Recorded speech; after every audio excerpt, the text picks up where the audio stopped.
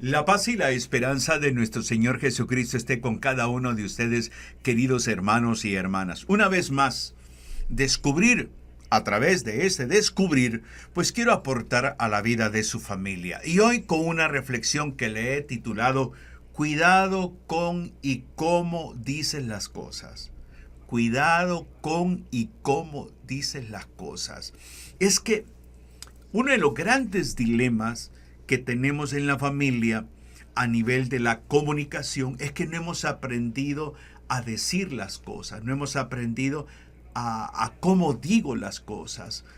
A veces le doy más cabida a las emociones y digo cosas que después me arrepiento, digo cosas que después entristecen mi corazón, pero ya las dije. Ya las expresé y es un poco complicado ese tema del dolor moral, de esa situación de que dije algo pero no lo quise decir, perdóname, que esto, que lo otro. Cuidado con y cómo dice las cosas. San Pablo nos da un consejo muy sabio en la carta a los Efesios, capítulo 4, versículo 29. Espero que usted tenga una Biblia. Efesios capítulo 4, versículo 29. Dice, no salga de vuestra boca palabra dañosa, según la necesidad. Dice, no salga de vuestra boca ninguna palabra dañosa, sino la que sea conveniente para edificar, según la necesidad, y hacer el bien a los que los escuchen. Este consejo de Pablo nos cae como anillo al dedo en esta reflexión sobre cuidado con y cómo dice las cosas. Primero, San Pablo nos recomienda algo: no salga de vuestra boca palabra dañosa, sino la que sea conveniente para edificar. Preguntemos nosotros, como padres de familia, reflexionemos cómo conversamos con nuestros hijos, qué palabras utilizamos, qué palabras utilizamos cuando nos dirigimos a nuestros hijos. ¿Sabe? Uno de los aspectos gravísimos y que de una manera u otra hay que prestarle mucha atención, hay que prestarle mucho cuidado, es cuando utilizamos como herramienta de comunicación el grito. Este tema de cuidado con y cómo dicen las cosas es parte de una serie de temas en torno a la comunicación en la familia. Hace poco también grabé un mensaje sobre cuídate de gritar a tus hijos. Pero es que muchas personas creen que el grito es saludable, que el grito es algo beneficioso, porque es que solamente así me hacen caso, me decía una señora en terapia. Gritar suele ser como una forma más frecuente para muchos padres de familia de gestionar algunas emociones como la frustración, la ira. Entonces le grito a mis hijos que me hagan caso y solamente así me pueden hacer caso. Cuidado con y como dicen las cosas es estar entendiendo algo, que la familia está integrada por personas y cada persona tiene su dignidad de ser humano. Y cuando nosotros no tenemos cuidado con y cómo decimos las cosas, entonces nos volvemos personas agresivas, herimos la autoestima de nuestros hijos, maltratamos la comunión familiar. Las palabras, queridos hermanos y hermanas, tienen un impacto en la vida de todo ser humano, un impacto ya sea positivo o un impacto negativo. Por eso uno tiene que evaluar, uno tiene que reflexionar mucho en cómo digo yo las cosas, cuál es el tono de voz, qué palabras utilizo cuando me dirijo a mi hijo, a mi hija, cuando me dirijo a mi cónyuge. Entonces todo esto es importante porque todo esto debe de llevarnos a actuar con responsabilidad. Pues tus palabras pueden tener un poder grandísimo para que tus hijos obren bien o también para que tus hijos obren mal, para que tus hijos promuevan armonía o para que tus hijos promuevan desarmonía, para que en casa exista un ambiente de paz, de serenidad, o en casa exista un ambiente de guerra, de tensión, de pleito. Todo depende también de cómo nosotros manejamos nuestro tono de voz, el contenido de nuestras frases, las palabras que utilizamos. Todo esto es importante porque uno de los principios básicos en la vida familiar es, para nosotros, papá y mamá, es cuidar el autoestima de nuestros hijos. Y por eso es fundamental entender que las palabras que tú y yo escuchamos en nuestra infancia fueron moldeando nuestro ser, en nuestra autoestima, nuestras creencias, el concepto de uno mismo, y muchas veces fueron atrofiados. Esa autoestima, ese autoconcepto, ese expresar lo que pienso y siento, fueron condicionados porque no hubo un buen sistema dialogal, porque quizás tuvimos una figura paterna o una figura materna altamente agresiva, altamente violenta, altamente intolerante, altamente imprudente, que nos marcó la vida en negativo. Entonces, papá y mamá, nosotros tenemos que pensar un poco y ver nuestra propia historia. ¿Cómo vivimos nosotros esa experiencia de hijos donde crecimos al lado quizás de un papá, de una mamá, o tú creciste al lado de una abuela o de un primo, de un tío? Pero ¿cómo te trataron? ¿Qué palabras utilizaron? ¿Cómo fue ese sentido dialogar? ¿Te permitieron a ti expresarte o te reprimías mejor? ¿Te condicionaron porque tenías a una persona que ejercía autoridad sobre ti, que era altamente violenta, grosera, intolerante, impaciente? Entonces, para poder comunicarnos saludablemente con nuestros hijos, primero tenemos que pensar en nosotros, ver qué tan saludables estamos emocionalmente. ¿Qué tan saludables estamos? Mire, hay casos muy dolorosos que a mí me han conmovido mucho. Por ejemplo, este papá que era miembro, estaba en aquel tiempo en el ejército, y que a su hijo lo pasaba castigando. Por ejemplo, cuando su hijo el día domingo y el señor estaba de franco, como le dicen, y el hijo eran las 8 de la mañana y estaba durmiendo, el papá lo que hacía era llegar al cuarto del hijo, abría y le tiraba agua al hijo. O sea,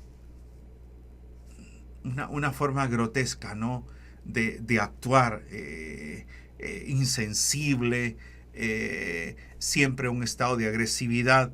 Entonces, cuidado cómo dices, y cuidado con lo que le dices a tus hijos. Eres no sirves para nada, eres un inútil.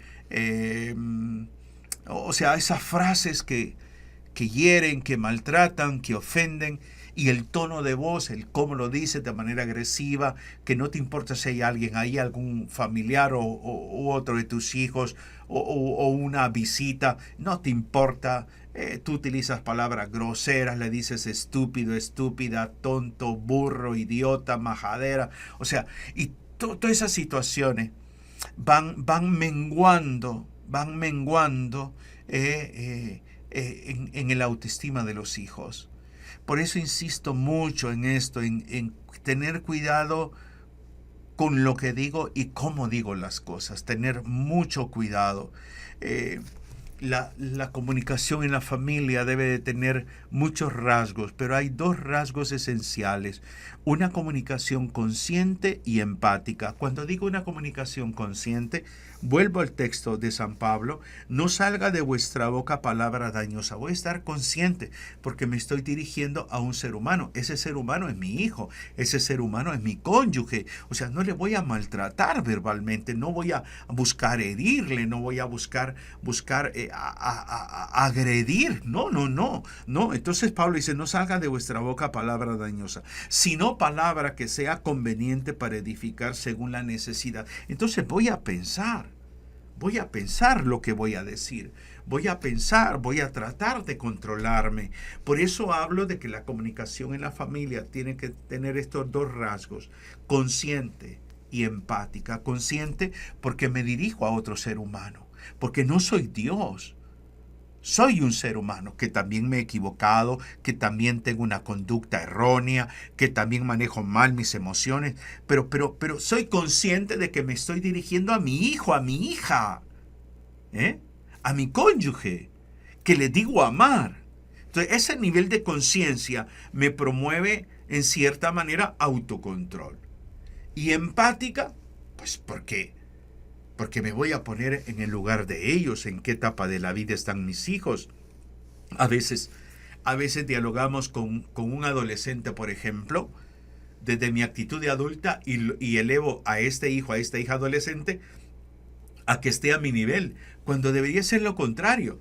Tengo un hijo en la adolescencia, una hija en la adolescencia, soy yo quien me voy a bajar. Soy yo el que me voy a bajar.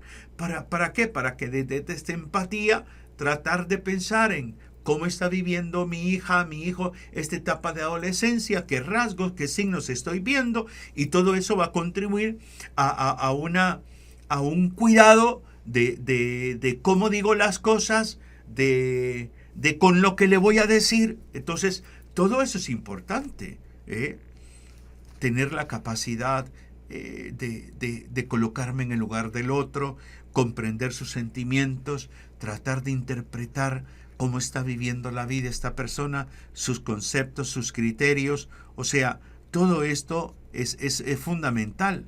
Por eso es importante tener cuidado. Cuidado, que tus palabras marcarán la vida de tu hijo, de tu hija para siempre. Cuidado. Cuidado con las palabras, cuidado con el tono, porque eso marca la vida para siempre. La vida de los hijos. Marca para siempre la vida de tu cónyuge. Entonces, por eso es fundamental el hecho de prestar atención. O sea, no es que yo así hablo, es que yo soy una persona que no tengo pelos en la lengua. No busque autojustificarse. Lo que pasa es que usted ha perdido el sentido de saber entender que las palabras construyen y las palabras destruyen. Entonces pareciera como que usted es un ser omnipotente, donde usted tiene la capacidad de agredir a los demás y no le importa a usted agredir a sus hijos o a su cónyuge, y los trata de una manera despectiva. Nunca voy a olvidar a un hombre el cual atendí y me decía: hermano, cuando yo llego a casa, el único que se alegra cuando yo llego a casa es el perro. Viera, el perro se da vueltas, corre, ladra, pone las dos patas sobre mi cuerpo. Es una alegría, pero veo a mis hijos que me quedan viendo serio, mi esposa que solamente me dice buenas, ya estuvo. Me dice, no sé qué está pasando. Le digo yo, ¿sabes qué está pasando? Me voy a atrever a decirte lo siguiente, le dije. Trata a tus hijos y a tu mujer como tratas al perro. ¿Qué haces con el perro? Cuando tú llegas a casa, ¿qué haces con el perro? Le toco la cabeza, le acaricio, agarro una pelota y la tiro y me la trae. Bueno, haz lo mismo. Acércate a tu mujer, a tus hijos. No esperes a que sean tus hijos quienes se acerquen. Acércate tú. Tócale por lo menos el hombro, la cabeza. Hola hijo, hola hija, ¿qué tal? Te amo. Qué bueno estar aquí en casa. Amor, ya vine. Qué bueno. Entonces, lo que buscamos a través de las palabras, a través de las acciones, es conectarnos con nuestro núcleo familiar.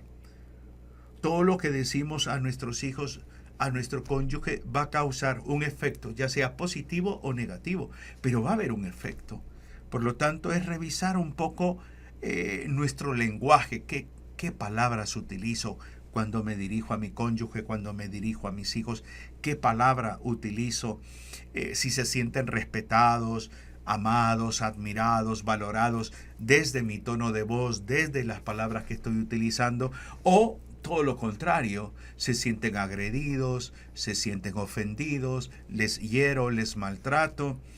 Entonces hay que un poquito esto revisar nuestra forma de comunicarnos, nuestra manera de decir las cosas, las palabras que utilizo para dirigirme a este hijo, a esta hija. O sea, es diferente, por ejemplo, comparativamente hablando, cuando tú dices, venga para acá que quiero hablar con usted. Es diferente a cuando, hijo, hija, amor, ven para acá por favor que necesito hacerte una consulta, necesito platicar contigo. Es diferente. He utilizado palabras diferentes, he utilizado un tono de voz diferente. Entonces, es básico que nosotros como padres de familia hagamos una revisión, porque insisto en esto, los gritos, las palabras groseras no educan, dañan, hieren, ofenden, maltratan.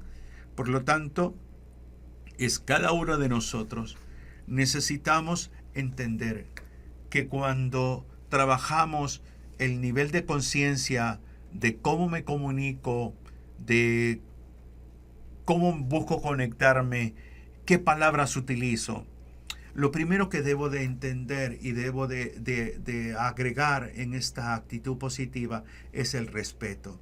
O sea, voy a utilizar palabras y el tono de voz que promuevan respeto. El respeto. El respeto es la valoración del otro porque es persona. Entonces, el respeto. No voy a utilizar palabras soeces, no voy a utilizar un tono agresivo. Entonces, todo esto va propiciando un ambiente dialogar bastante satisfactorio. Pero si yo soy una persona déspota, que utilizo palabras groseras, palabras soeces cuando estoy hablando con alguno de los hijos o con el cónyuge, pues lo que va menguando es el respeto. Y si a eso le agrego el tono de voz altamente agresivo, violento, pues no van a tener ni el ánimo ni el deseo de estar dialogando conmigo. No.